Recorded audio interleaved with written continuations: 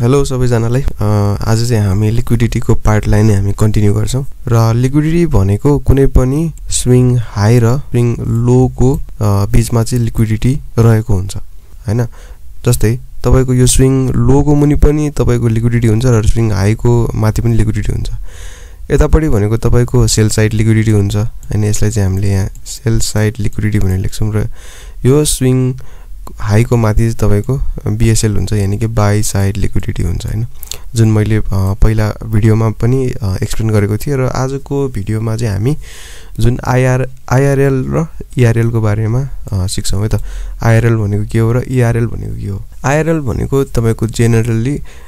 Internal range liquidity भन्छौं र ईआरएल भनेको चाहिँ तपाईको एक्सटर्नल रेन्ज लिक्विडिटी भन्छौं है त। सो अब हामीले एउटा कुरा चाहिँ के बुझिसक्यौं भन्दाखेरि कुनै पनि हाई र कुनै पनि लो को मुनि चाहिँ लिक्विडिटी हुन्छ र किन हुन्छ भन्दाखेरि म तपाईलाई सिम्पल टर्ममा भन्छु। जस्तै कुनै पनि चार्टमा तपाईले यदि ओपन गर्नुहुन्छ भने यो हाई को माथि एकदम स्ट्रङ लिक्विडिटी रहेको हुन्छ र यो लो को मुनि पनि लिक्विडिटी रहेको हुन्छ। किन भन्दाखेरि तपाईको कतिपय मान्छे कतिपय रिटेलरहरुले चाहिँ यो चार्टलाई जब हेरिरहेको हुन्छ उनीहरुले चाहिँ के सोच्छ भन्दाखेरि जब यो रेन्ज को माथि जब ब्रेकआउट हुन्छ त्यसपछि म ट्रेड लिन्छु भनेर कतिपय ट्रेडर्सहरु त्यहाँ बसिरहेको हुन्छ र यो मुनि यो स्विङ यो जुन सपोर्ट को मुनि जब मार्केट ब्रेकडाउन दिन्छ तब म बेच्छु भनेर बसिरहेको हुन्छ प्राय जति, किनकि धेरैले त यहाँ किनेको हुन्छ यता यो सपोर्ट भनेर किनेको हुन्छ हैन। सपोर्ट सबैले देखिरहेछ नि त यो सपोर्ट हो भनेर हैन, चार्टमा सबैले देखिरहेछ हैन, तपाईले पनि देखिरहेछ, सबैले देखिरहेछ। अब यो सपोर्ट हो यो रेजिस्टेन्स हो भनेर सबैले देखिरहेछ के, कहाँनेर किन्ने र कहाँ बेच्ने भने पनि यहाँनेर तपाई क्लियर कट भइसक्यो किनकि यो सपोर्ट हो, सपोर्टमा सबैले बाइ गर्छ, रेजिस्टेन्समा सबैले सेल गर्छ हैन। अब यो हाई को माथि जब ब्रेकआउट दिन्छ त्यसपछि चाहिँ एन्ट्री गर्छु भन्नेहरु पनि बसिरहेको हुन्छन् र उनीहरु चाहिँ के गर्छ भन्दाखेरि फ्रेश एन्ट्री लिन्छन् के, यो एरियामा चाहिँ फ्रेश एन्ट्री लिने गर्छ। र यसको मुनि पनि लिक्विडिटी किन हुन्छ भन्दाखेरि यो सपोर्ट भट्किसकेपछि चाहिँ अब मार्केट त पुरै तलैतिर जाने हो कि भनेर चाहिँ डराएर प्यानिक भएर चाहिँ बेचेको हुन्छ, किनकि मेन सपोर्ट भट्किसकेपछि यतापटि सबैले बेच्ने गर्छ भनेपछि यहाँ मुनि पनि लिक्विडिटी भयो के हुन्छ भन्दाखेरि ब्रेकआउट र ब्रेकडाउन हेर्छ के जेनरली भनेको हैन। अनि अब तपाईको बिग प्लेयरले त के सोच्छ भन्दाखेरि तपाईको स्मार्ट मनीले त के सोच्छ भन्दाखेरि अपोजिट सोच्छ हैन। उनीहरुलाई त लिक्विडिटी एरिया ट्याप गर्नु हो नि त, उनीहरुको मुख्य काम भनेको लिक्विडिटी एरिया खोज्नु हो के। त्यो लिक्विडिटी एरियामा चाहिँ त्यहाँ चाहिँ धेरै पैसा हुन्छ के, किनकि यानी कि बिग मनीसँग त के हुन्छ भन्दाखेरि उनीहरुसँग ठुलो किताको उनीहरुसँग अर्डर हुन्छ अथवा उनीहरुसँग ह्युज क्वान्टिटी हुन्छ। अब त्यो क्वान्टिटी त उनीहरुले त कुनै एउटा एरियामा त बेच्नु पर्ने हुन्छ। अब बेच्नको लागि त उनीहरुले लिक्विड जोन हेर्छ के। अब यहाँनेर तपाईको फल्स ब्रेकआउट देखाइदिन्छ हैन, जुन यो एरियामा जस्तै यो रेन्ज को माथि चाहिँ एउटा फल्स ब्रेकआउट देखाइदिन्छ। रिटेलरले के गर्छ भन्दाखेरि यो ब्रेकआउटमा चाहिँ ट्रेड लिने गर्छ जेनरली। अनि त्यसपछि के हुन्छ भन्दाखेरि यहाँ यसको माथि के हुन्छ बाइ साइड लिक्विडिटी हुन्छ र मार्केट यसरी तल आउने गर्छ हैन। यो जुन लो को तल पनि के हुन्छ भन्दाखेरि तपाईको चाहिँ सेलर्सहरु धेरै हुन्छ के। अब जब सेलर्सले सेल गर्छ तब न त तपाईको स्मार्ट मनी को अर्डर फिल हुन्छ हैन, यहाँ पनि अर्डर हुन्छ, यसको माथि पनि अर्डर हुन्छ के। भनेपछि स्मार्ट मनीलाई चाहिँ तपाईको कुनै पनि एरियामा जानु छ भने उसले पहिला अपोजिट साइड को लिक्विडिटी लिएर जान्छ के। जस्तै मानिलियौं कि तपाईको यो एउटा रेन्ज छ हैन, यो रेन्ज छ, यसको बोथ साइडमा लिक्विडिटी छ र मार्केटलाई चाहिँ मानिलियौं माथितिर जानु छ भने पहिला मार्केटले चाहिँ के गर्छ भन्दाखेरि सेल साइड को लिक्विडिटी उले ग्र्याब गर्छ के। सेल साइड को लिक्विडिटी जब ग्र्याब हुन्छ त्यसपछि चाहिँ उसले एउटा नयाँ ट्रेन्ड समात्छ के, उ बाइ साइड तिर जान्छ के लिक्विडिटी लिनलाई, किनकि यो माथि पनि लिक्विडिटी छ नि त। यसैगरी एउटा रेन्ज छ, त्यो रेन्ज को यदि मार्केटलाई चाहिँ तलपटि जानु छ भने उसले सबै यहाँनेर यो ब्रेकआउट देखाएर सबै हुन्छ नि यहाँ रिटेलर्सलाई ट्र्याप गराएर त्यसपछि चाहिँ सबै बाइ साइड लिक्विडिटी लिइसकेपछि अनि उसले अपोजिट डाइरेक्सनमा ट्रेडलाई लाने गर्छ। सो यो भयो लिक्विडिटी को तपाईको बेसिक कन्सेप्ट हो हैन। ठ्याक्क तपाईले चाहिँ लिक्विडिटीलाई चाहिँ यसरी पनि बुझ्न सक्नुहुन्छ हैन, किनकि लिक्विडिटी भनेको फ्युल हो हैन। मार्केटलाई ड्राइभ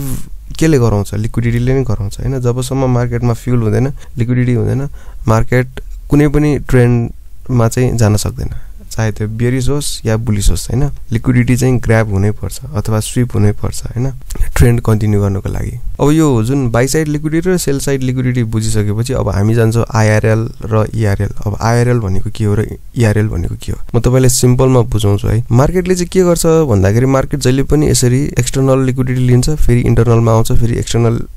लान्छ त्यसपछि फेरि इन्टरनल आउँछ फेरि एक्सटर्नल लान्छ फेरि इन्टरनल आउँछ त्यसपछि फेरि एक्सटर्नल लान्छ र फेरि इन्टरनल आउँछ त्यसपछि फेरि बेरिस ट्रेन्ड पनि के हुन्छ भन्दाखेरि internal external internal external internal external internal external हो यसरी चाहिँ मार्केट चाहिँ प्राय मुभ गरिरहेको हुन्छ हैन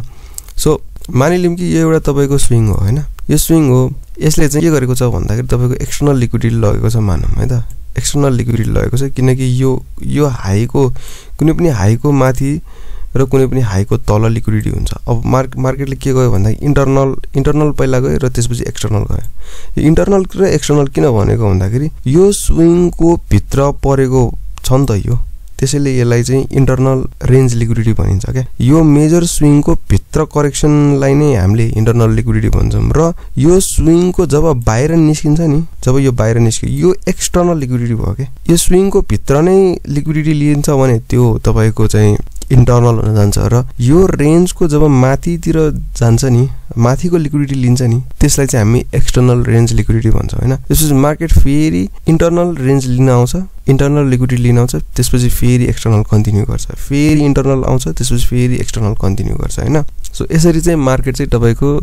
ड्राइभ हुने गर्छ हैन अब हाम्रो लागि चाहिँ IRL चाहिँ जनरली के हो भन्दाखेरि तपाईको इन्टरनल रेन्ज लिक्विडिटी भनेको जस्तै कि त इन्टरनल रेन्ज लिक्विडिटीमा कि त अर्डर ब्लक हुन्छ कि त भनेको FVG हुन्छ हैन अब अर्डर ब्लक भनेको के हो भन्दाखेरि अर्डर ब्लक भनेको तपाईको जहाँबाट चाहिँ मेजर इम्पल्सिभ मुभहरु आउँछ त्यो एरियालाई चाहिँ हामीले अर्डर ब्लक भन्छौँ र फेयर भ्यालु ग्याप भनेको चाहिँ तपाईको कुनै पनि तीनटा क्यान्डलको बीचको जुन ग्याप छ नि त्यो ग्यापलाई चाहिँ हामीले मानिलियौँ FVG भन्छौँ हैन यो तीनटा क्यान्डलको बीचमा यो फर्स्ट क्यान्डल र यो थर्ड क्यान्डलको बीचमा कुनै पनि यदि इन्टरेक्सन छैन र यसको बीचमा चाहिँ ग्याप रहेको छ भने त्यसलाई चाहिँ हामीले फेयर भ्यालु ग्याप भन्छौँ हैन मार्केट के गर्छ भन्दाखेरि यो स्विङ भयो यो इन्टरनल गयो त्यसपछि एक्सटर्नल जान्छ त्यसपछि यहाँनिर तपाईको फेयर भ्यालु ग्याप या अर्डर ब्लकहरु हुन्छ र मार्केट फेरि त्यो ग्याप फिल गर्न आउँछ त्यसपछि यहाँनिर फेरि तपाईको के हुन्छ भन्दाखेरि लिक्विडिटी मजाले तपाईको फिलअप भइसकेपछि फेरि मार्केटले एक्सटर्नल तिर जान्छ हैन यो बुलिश केसमा भयो हैन त्यसपछि फेरि यतापटि अर्डर ब्लक अथवा FVG तिर आउँछ त्यसपछि फेरि तपाईको के गर्छ भन्दाखेरि अर्को ERL तिर जान्छ हैन सेम यो बुलिश ट्रेन्डमा भयो अब तपाईको जुन यो बेरिस ट्रेन्ड हुन्छ नि बेरिस ट्रेन्डमा पनि सेम प्याटर्न कन्टिन्यू हुन्छ है बेरिस ट्रेन्डमा पनि तपाईको एकचोटी यो स्विङ भयो यसको इन्टरनल लिन्छ त्यसपछि फेरि एक्सटर्नल जान्छ हैन किनकि यसको बाहिरपट्टि आएको छ त्यसैले यो एक्सटर्नल भयो त्यसपछि फेरि यसैको स्विङको भित्रपट्टि गयो नि त यो फेरि इन्टरनल भयो यसैको भित्र छ नि त यो स्विङ हैन इन्टरनल भयो फेरि एक्सटर्नल गयो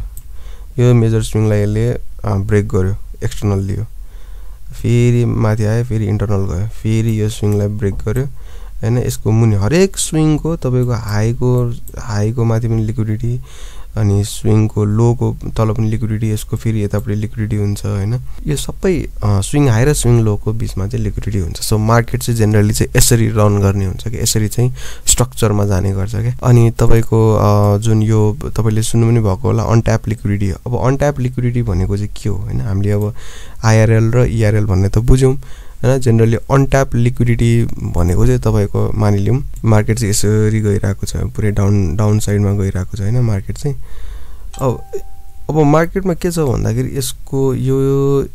एरियामा पनि लिक्विडिटी छ हैन यो पनि अनट्याप लिक्विडिटी भयो यो पनि अनट्याप लिक्विडिटी भयो यो पनि अनट्याप लिक्विडिटी भयो र यो पनि अनट्याप लिक्विडिटी किनकि यो सबै एरियामा लिक्विडिटी छ के अनि यो कुनै कहिले पनि यो एरियामा मार्केट गएको छैन भने यो अनट्याप लिक्विडिटी भन्छौँ नि यसले मानिलिउँ यो यस्तो गयो मार्केटले यहाँबाट यहाँनिर पायो यहाँनिर एउटा राम्रो रिजेक्सन क्यान्डल बन्यो मार्केट गयो भने अब यो के भयो यो अनट्याप लिक्विडिटी फिल भयो हैन अब यो अनट्याप लिक्विडिटी रहेन अब इनर रहन्छ के अनट्याप लिक्विडिटी भनेको यो हैन इनरलाई चाहिँ यो चाहिँ अनट्याप लिक्विडिटी भयो के इनर हैन यति जति चाहिँ अनट्याप लिक्विडिटी सो हाम्रो जनरली टार्गेट भनेको चाहिँ त्यही हुन्छ हैन जस्तै तपाईले कुनै पनि यो एरियामा बाइ गर्नुहुन्छ भने तपाईको टार्गेट भनेको अनट्याप लिक्विडिटीमा हुन्छ हैन यो एरिया यहाँ बाइ गर्नु भएको छ भने अब रेजिस्टेन्स एरिया जस्तै भनौं न जहाँबाट चाहिँ मेजर सप्लाई आउँछ किनकि टुप्पो प्राय चाहिँ तपाईको मान्छेहरु फस्ने गर्छन् के हो यसैलाई चाहिँ हामीले अनट्याप लिक्विडिटी भन्छौं हैन अब यसपछि भिडियो जुन अब आउने भिडियोमा चाहिँ अब जस्तै हामीले कसरी चाहिँ एउटा बेस्ट एन्ट्री मोडल लिने त हैन मार्केटमा चाहिँ कुन के कस्तो सेटअप बनाएर चाहिँ हामीले एन्ट्री लिने यो टोटली तपाईको नेप्सेमा बेस्ड भएर चाहिँ बनाइएको भिडियो हो हैन यो तपाईले फरेक्समा जानुहुन्छ भने पनि यो पनि मजाले तपाईलाई काम लाग्छ हैन र नेक्स्ट भिडियोमा चाहिँ हामी एउटा राम्रो बाइ स्ट्र्याटेजी चाहिँ कसरी बनाउने बारे चाहिँ भिडियो बनाउँछौं हैन र कीप वर्किङ हैन प्र्याक्टिस गर्दै जानु अनि यो ट्राई गर्दै जानु हैन सिक्दै जानु यस्तै भिडियोहरु चाहिँ म राख्दै गर्छु है त सो आजको लागि यति नै बाइ बाइ